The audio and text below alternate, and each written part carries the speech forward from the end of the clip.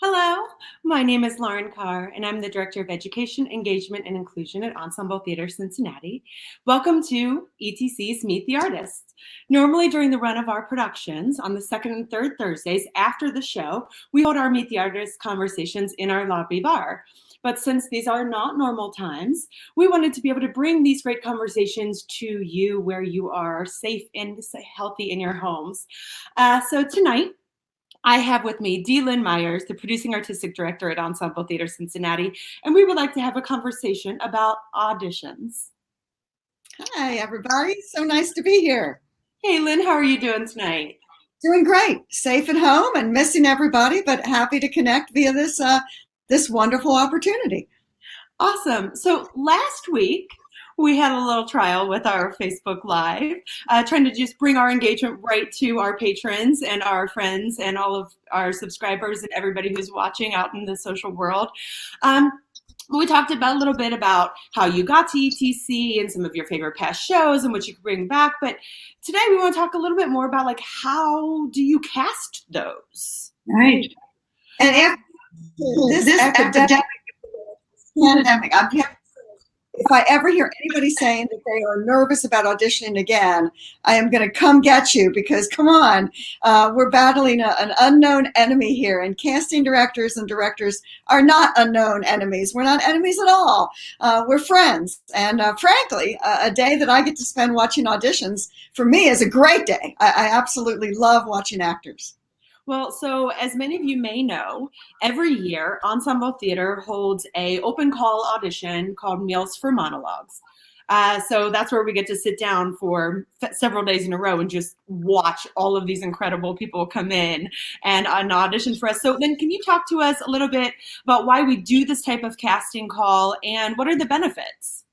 Oh, absolutely. So Claire Simon, who's a casting director, CSA member in Chicago, started this. And one of the ideas behind it was we do general auditions every year. So what if by doing Meals for Monologues, you do your general auditions, you see everybody, but you also get the benefit of asking, if possible, for those actors to bring a non-perishable food item, and in our case, it's for the Free Store Food Bank.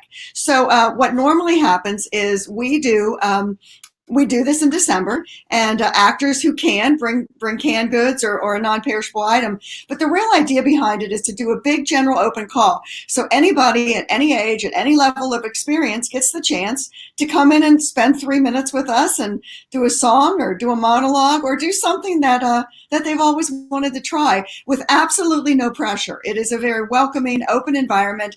And as I said at the top, I love watching auditions. Some of the benefits are that we then file all of those people. We have different, places and needs throughout the year. So some of it would be auditioning for shows at Ensemble. Some of it would be working with my wonderful associate, Becca Shaw, on the films that happen here in Cincinnati that Ensemble has been a big part of. We call you in for extras roles, or we call you in for speaking roles. And honestly, I have to say, the amount of people that have been cast out of Meals for Monologues is staggering. It's just so wonderful, especially to give somebody your first opportunity. If it's something you thought you'd always like to try and always like to do, this is the time to do it. And December is a great time also, because the Free Store Food Bank can use the donations, and it's kind of middle of the year for us at ETC. So we take a few days and celebrate before we start the new calendar year by seeing a lot of new faces and familiar faces. You can do it more than once. You don't have to just come in one year. Right. And I mean, that's what's really great, is seeing all of those friendly faces come into the room. It's fun for us to be able to see the people that we get to see all of the time come in and audition with a new package and really try something out. And maybe those people who, ask for feedback, which is kind of fun for us too during those auditions. So you mentioned the films. So yeah. You are a member of the Casting Society of America. So what does that mean? Well, the Casting Society of America is just that. It's a society. It's not a union, so it doesn't regulate pay rates or any of that. What it is, it's a society, an organization of casting directors who, like me, we love casting.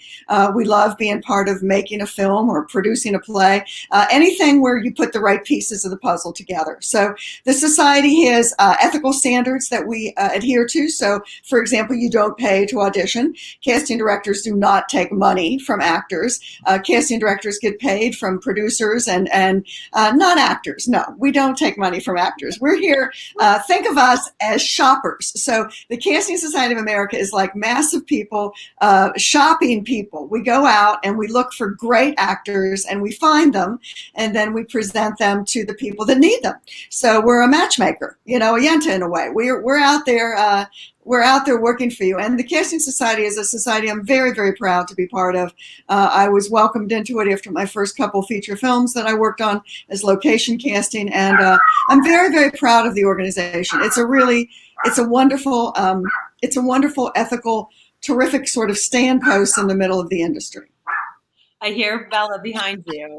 Yeah, that's Bella, who's decided to make her presence known. So if she comes strolling through, that's just going to have to be how it goes. You've got that going on. I've got a cat running around here crazy, I mean, they really think that they should be the ones live on here, right? They think that they get to just participate with us, as if they get to go to work with us each day. That's right. But, she would probably go to work with us each day. But right now, I think she's barking at the fact that the church bells are ringing. So I don't know why, but that's what's going on here. So for those of you who have just joined us, my name is Lauren Carr, and this is Lynn Meyers here with me. And we're talking about auditions for ensemble theater. We've had some great questions already, and we are going to get to those, I promise. We're just going to get through a couple other questions. So we have first just some, because we, as actors and directors and everything else, we kind of planned and rehearsed and stuff like that. So you were talking about with the Casting Society and being able the opportunity to provide work and really fit people, those actors into the puzzle for particular films. And while we may have, there we go. So what is the biggest difference that actors should remember for the differences between a film audition and an audition for the stage? Well, and honestly, now those changes are going to be a little more compact because so many of our auditions in the future are going to be video auditions. So just like if I were to jump around or, do a lot of motions here, that would be very distracting. It would make you sick to your stomach. So I don't do that. So on a film audition, a video audition, whether you're auditioning for a feature film or whether you're auditioning for a theater project, what you really need to do is just keep it simple. Look at it as if you're talking to one person, and that one person is interested in talking to you. So just keep it simple. Don't make it big. You don't have to push. I don't need a lot of expression for me to understand what you're saying and what you're doing. It's a very simple, realistic conversation. If you think about really good theater or really good film, it's as if you're in the moment with them. It's an immediacy. It's not something put upon you. So when you audition, keep that in mind. So what is it that when you are holding these auditions, so whether it be film or stage or open call, what are you really looking for from those people who come in? Well, it sounds like a cliche, but I hire people who act. So I like in an audition to know a little bit about you. And even if it's a 3-minute, if it's a minute audition, you still bring in with your personality. So don't come in trying to be somebody else. I like the idea of people who come in who have something to say about either the project because they're interested in it or about the organization. For example, if you're interested in ensemble theater, ask me a question.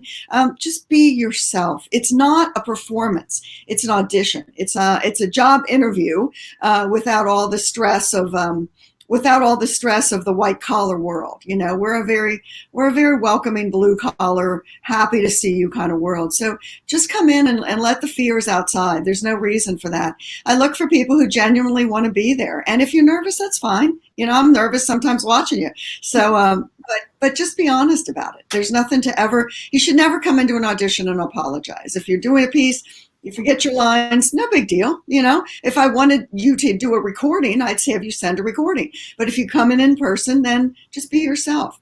And for those of you that do video auditions, you get the opportunity to do it again and again till you're happy with it. Don't try to guess what I want. You give me what you think you're really good at, and I guarantee you, if you do that honestly, I will like it. I think one of my favorite things that I've heard you say to our various classes and groups that come in, so like our summer camp, those kids, we're doing the audition classes with them, is that we want you to be good, right? Every person who walks in, we're not in the room waiting for them to come in going, oh gosh, here they come. We're like, yes, like here they come. Like we want you to be amazing, right? Yes. So that's true. I mean, if you're great, I always say that it's not quite a joke. I get lunch. If the first 25, 30 people I see are not great, I don't get lunch. I have to go working on that lunch hour and find 25 or 35 more people to audition in the afternoon. So we're on your side. So we've kind of talked about like open calls, but what advice would you give to people in the difference between an open call where it's, maybe for the full season versus auditioning for a specific show? If you audition for a specific show, usually you'll have a side to read, or a film you'll have a side to read. So I would say be comfortable with it. Don't feel like you have to memorize it, because that adds another piece of stress to your process. You don't have to do that, but be familiar with it so you don't have to do this, because anybody who looks at a paper like that, this is a very unattractive thing. So what you want to do is just hold it enough that you have it as a helper. And if you need reading glasses, wear your glasses. I'm smart enough to know you don't have to walk around with your reading glasses on all the time. But get comfortable with the material. Again, don't try to commit it to memory. Just be as comfortable with it as you can. And remember, you're creating that character. So you're bringing your energy and your warmth and your intelligent choices to portraying that character for me. You're not being investigated. You're portraying that character to me. So going back to Blair's question that she posted on here actually ties into one of my questions that I hear here. Blair wants to know, other than Meals for Monologues, are there other opportunities to audition for film in upcoming ETC seasons? Now, my question was, how do you recommend that actors submit themselves for shows or upcoming seasons? Okay, well, that's a really, really good question. So there's a couple things. Yes, what happens is, as far as film work, it can happen anytime. So yes, those people who come in for Meals for Monologues, that's kind of, if you think about it, it's my base. All right, that's my file base where always my go-to. But I might get a film in June. We hope, right, that needs a completely different particular set of criteria for actors. So a call will go out. There is for film, it's a Lynn Meyers casting site. And we post things on there if there's films. But I guess true to my dear heart is my ensemble theater, right? My home. So if you're auditioning for theater and you say we announce our season, which we will one day, okay? We were a little delayed. We're supposed to open that announcement up on March 18th, but then this happened. So when we announce it, it'll be on our website. You'll be able to follow Ensemble Theater on all the social media channels. And what if you see on that show, a show on that season that you know and you love? Now, we do new plays and plays new to the region, so you may not know every title, but check it out. Look up, do your homework. Is it written by a favorite playwright of yours? Does it deal with a socially conscious issue that matters to you? Is there something that has music in it that that David Kaiser's composing work? Those kind of things. So have a reason to contact me, which is, hey, I'd really like to be seen for that show. Or if you don't know the shows, then just say, I've come to Ensemble. I really like the idea of new play development. Give me a reason why. Even if the reason is, you know what, I've never auditioned for Ensemble and I'd like to meet you. That's a good enough reason. You can email me at lmyers@ensemblecincinnati.org. It's super easy to find. Go on our website. All of our names are just our first initial, our last name, and ensemblecincinnati.org, at ensemblecincinnati.org. So you can send an email. And that's how most of the actors contact me. You can certainly send a headshot and resume along with that. You can certainly do a little introduction about yourself. I live in the area, I'm new to the area, whatever your case may be. That goes a long way for me getting to know you and call you in. And we do. We have auditions all year long. The Meals for Monologues may be the big open call, but we'll probably have 5, 6, 7, 8 different auditions as the year goes forward. For example, last year for Fun Home, we must have had 4 or 5 days of music auditions. Then we had auditions where people read. Then we put those auditions together. So there are plenty of opportunities. It's not just that once a year. Yeah. So we are going to open it up to any questions from those who are watching right now. So if you do have a question, go ahead and type that into that comment box, and we will get that notified here.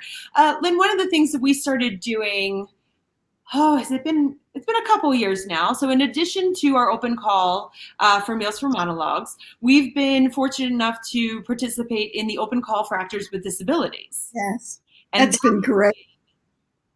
I mean, for those of you who do not know, one of our biggest programs that we do in education is work with students with autism and those with developmental disabilities. So the idea of bringing those actors in and allowing them to have that chance to get in front of the casting society and, you know, maybe be cast in those films. And we've been able to use some of the actors that have come in.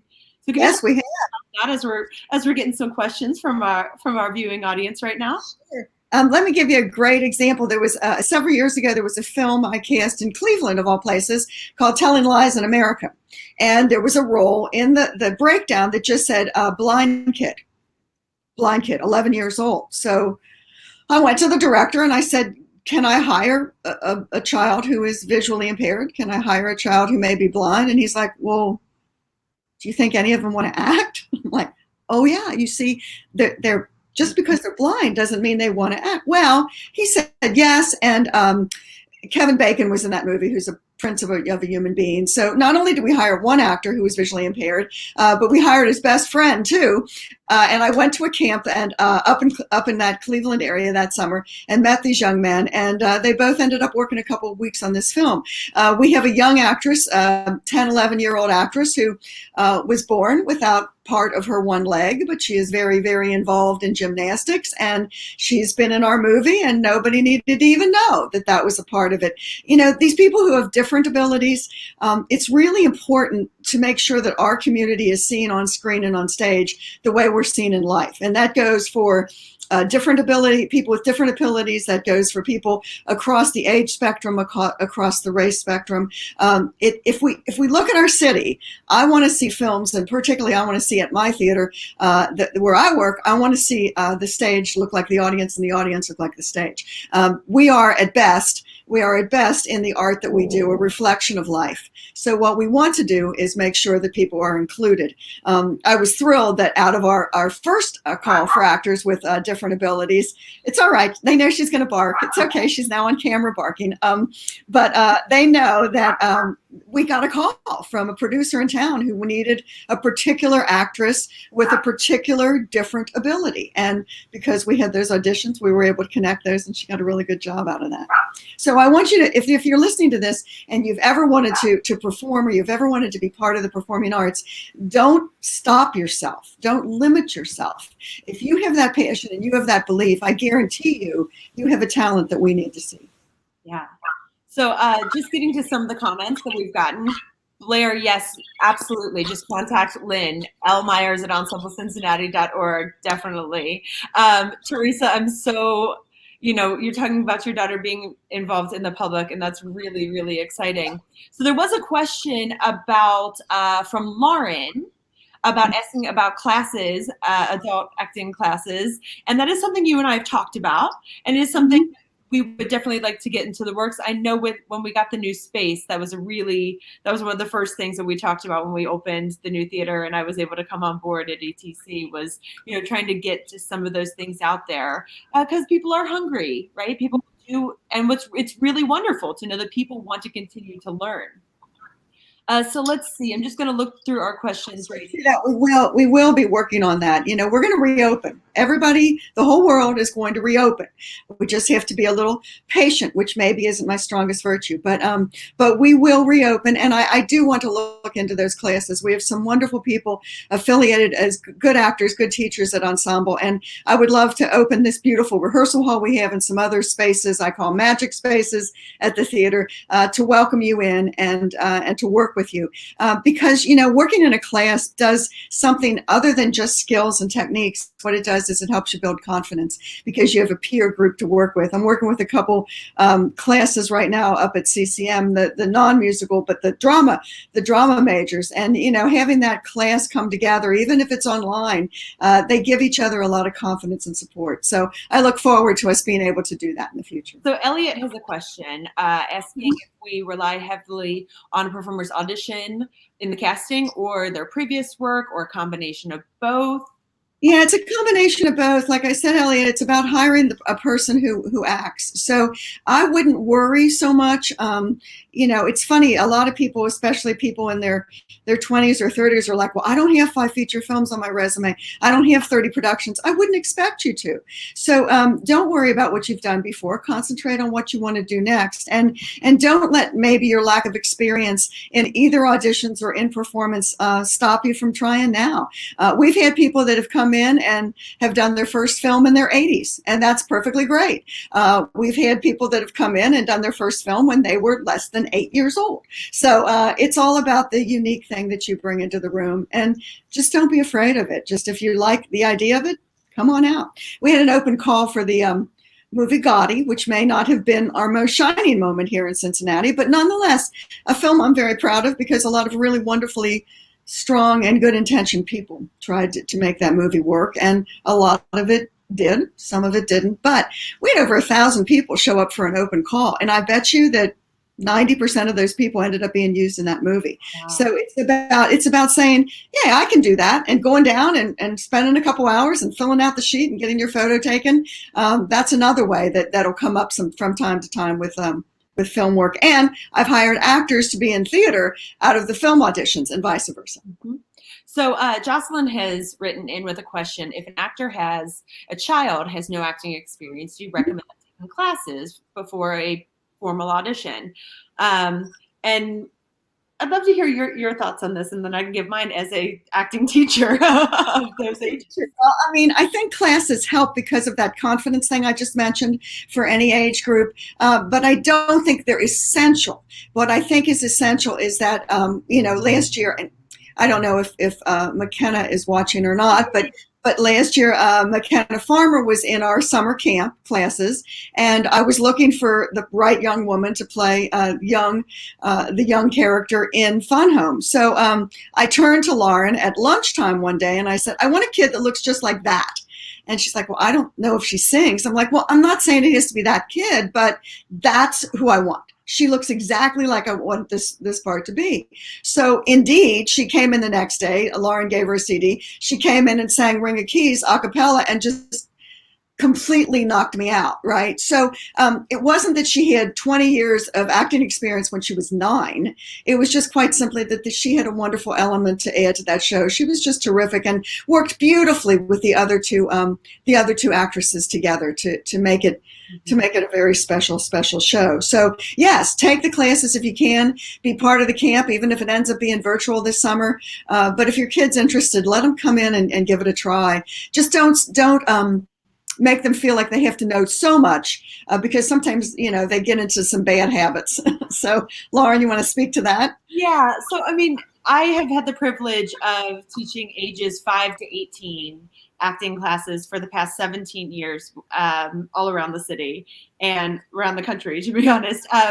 And one of the very first thing that I work with the kids is how to walk into an audition room. And that goes back to the confidence that you were talking about, Lynn. And that performing a monologue is the hardest thing an actor can do because you have no one to work off of. Even if you're singing a song, for the most part, you have the piano, right? You have that music there. But as an actor, a monologue where you have no one that you can rely on, no partner to balance you out, it is all on you, can be really intimidating. So that's why, at least for my classes, and I know a lot of the other incredible acting teachers around our city, we are so fortunate to have the people that we do, teaching everyone that we do. But we all work on that audition because it is terrifying, right? Walking into that room, and how do you know what to wear? What do you do with your hands? Gosh, I'm sure that's everyone's question, right? Like, what do you do with your hands during an audition? So I try with my acting classes and with the kids that I work with is to get them past that and to feel comfortable, which is one of the things that you talk about, right? So in one of our posts was about audition tips, and it was be uniquely yourself. And you talked a lot about that, about just be you. And that's Yep. one of the things that I really try and Yep. help. We hire you, and then you work with us to make the story complete. So, all right, we are getting a lot of questions right now. So, Ray wrote in, what is one thing you want actors to know about what it means to be a casting director? I want to make sure you know that A, we're on your side. B, we don't make money off of you. And C, we love what we do. Hmm. So if you're auditioning for a casting director, you're auditioning for somebody with a really open mind and open heart. It is a privilege to get to know you, and you should come in with a great sense of just happy to spend some time with us. It's like if you're meeting a new friend at a coffee shop by accident, and that's, please keep that in mind. That's the most important thing. We care about you and we want you to do well, and we will do what we can to help you. We are not just there to judge; we're there to welcome. That's a different way of looking at it.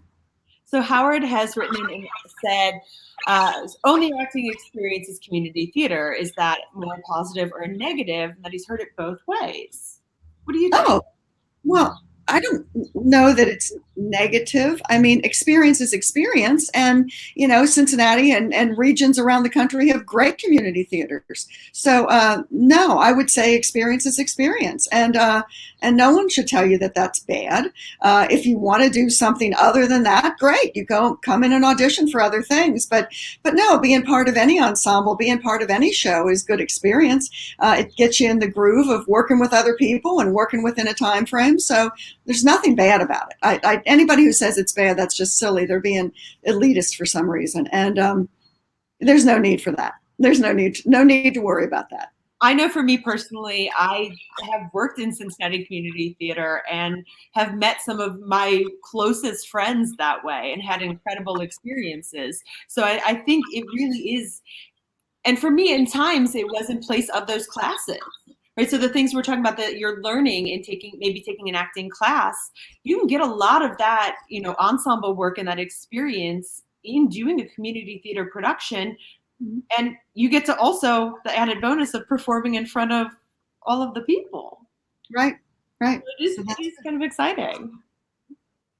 All right, let's see. So Keith actually wrote in and asked, how do you decide between an open call and a more selective internal process? So I guess when we're looking at the season, how do you decide which shows, and this is character-based too, a lot of the times, which shows deserve a full open call and which shows are a little bit more of, hey, come in, hey, can you come in, hey, can you come in?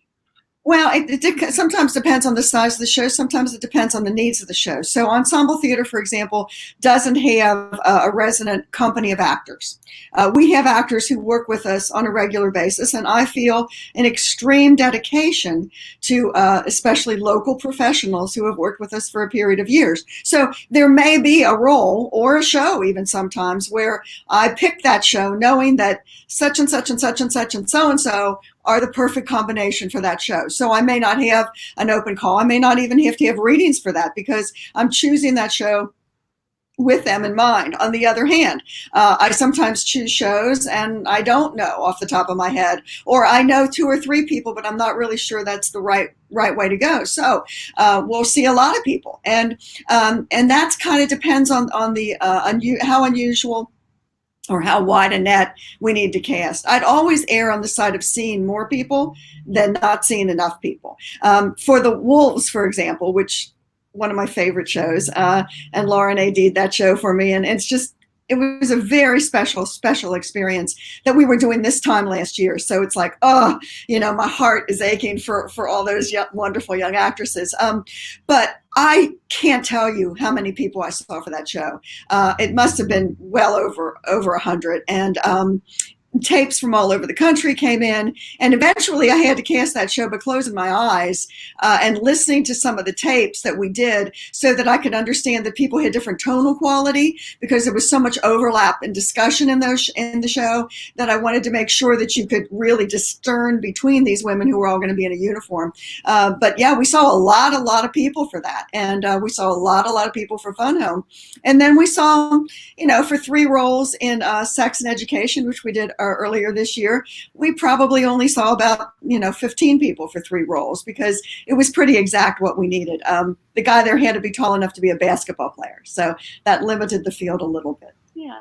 So Zoe actually had a question a few minutes ago that was, do you have any tips for making personality shine in a self-tape, or establishing a connection with the artistic team when we don't have the opportunity to meet them face to face? So, we talk about, the self-tapes and those submissions, but can you talk a little bit more about what makes them, really sparkle? Well, I'll tell you, knowledge makes you sparkle. So if, for example, you're coming in to read for ensemble and you say, you know what, I know that you did you've done a lot of Stephen Dietz's plays. I really like this play of his, or I really like that play of his. Is that one you've produced? Or I see that you've produced Dominique Morisseau over a period of years. A little something that tells me, oh, you know me, you know the theater. And if you're doing a self-tape, I think the first 10 seconds of that tape are as important as anything else you do as far as a reading or an audition. Those first 10 seconds where it's like, hey, I'm Zoe, I'm happy to meet you, I'm delighted to read for this play, which seems terrific, or this film sounds really interesting to me, I've followed this director's career, something that makes me know you've done a little homework. It used to feel really great, a decade ago, for actors to send out 100 pictures and resumes in the mail and address them to all these casting directors and all these regional theaters. And at the end of the day, you thought, wow, I really did something for my career. No more, okay? The paper doesn't go very far anymore, even though you should still have one when you come to an audition. Truly, you should still have a picture and resume with you. 99% of the time, they may not want it, and then bam, the one time they do, like, for example, Todd Haynes, when we were doing Dry Run, Dark Waters now it's called, earlier this year, he wanted pictures and resumes. But to your point, Zoe, that idea of just letting your sparkle come through, and I happen to know this Zoe, so she's beautiful and talented, but that idea of just saying what's in your heart. I remember one of the auditions that you did for me, and you started by saying a little bit about your skating background. And because we were auditioning for a show that had a lot of physicality in it, that meant a lot to me. It told me a lot about you. It also tells me that if something comes along in the future, I'm going to remember that. And I'm going to remember you from some other Zoe that may have auditioned that day. Yeah. So as we're going to kind of wrap things up a little bit, Kat Cook just asked, how do you film yourself on a self-audition, full body or just your face? Oh boy, that depends on how you feel comfortable, but mostly what I need to see is what you're seeing of Lauren and me right now. If you're doing something specifically for, it's so different, it changes so much. If you're doing a film audition, sometimes they would really like you to introduce yourself with a long shot, all right? So that I see yourself head to toe. But then for your reading or from your audition, I'd say do something like this, from the chest up, so that I really get a chance to see your face. In a callback, if we need to see more physicality, I would ask for that. But for your first tape, if you give me a shot so I can see how tall you are, how small you are, get an idea of that, and then let me see the reading from as personally as you can be, as if you're just talking to me. You don't have to stare into the camera either. You can back off a little bit, just so long as I see your face. So that's not much of an answer. Can be either or. For theater auditions, I think the same thing works. I mean, you can do a long shot of it, or if your picture and resume tells me about how tall you are. And why is that important?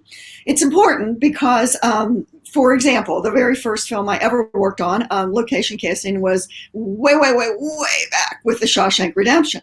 Well, Tim Robbins and Morgan Freeman were over 6'3". They were 6'4", 6'5". So I had to make sure, if we needed boxes for actors to stand on, that we cast so that they wouldn't disappear out of the frame with that. So it's not a judgment. It's just, again, being that perfect piece of puzzle that makes it all come together. Thank you, Lynn, so much for joining us. Thank you for everyone who is watching. We really appreciate you all taking a little bit of your evening. Oh, who knows what day it is, right? Yes, it is. To spend with us. This has been Meet the Artist with Ensemble Theater Cincinnati. And thank you so much, Lynn Meyers, for joining Thank us you. tonight, giving us some information about auditions. So coming up, check back next week. We're going to chat with Brandon T. Holmes, our production stage manager.